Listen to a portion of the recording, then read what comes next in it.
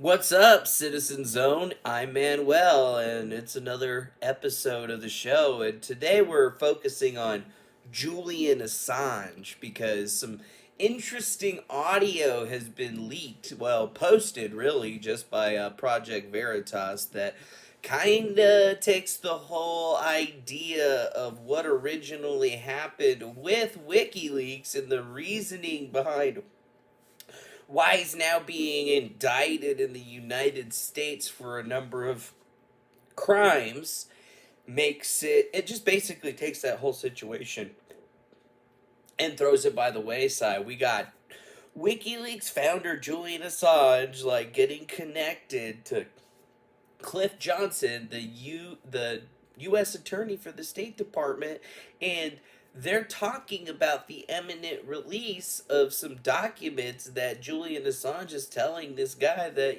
a disgruntled employee is planning on posting them all unredacted to the internet, and this guy's been gone for a long time but apparently has access to this stuff and is basically threatening WikiLeaks and everybody else with just putting all this stuff out. And it's kind of like crazy because it throws everything that we knew from the government by the wayside in the situation, because they're telling us that they did this shit maliciously, that they posted everything unredacted, even though WikiLeaks spends all this time going through and redacting everything that they feel is necessary that, could potentially harm somebody. And I mean, through every single leak that we've seen them put out, they've always followed that course. And it's like the same thing with the Vault 7 stuff, where they're saying that they release source code and shit. And they didn't even, you can go to the website to this day and none of that stuff is actually out there. The only thing that they had ever put out was basic documentation that just basically gives you the understanding that this stuff did actually exist and it was being used. So let's take a second and listen to this.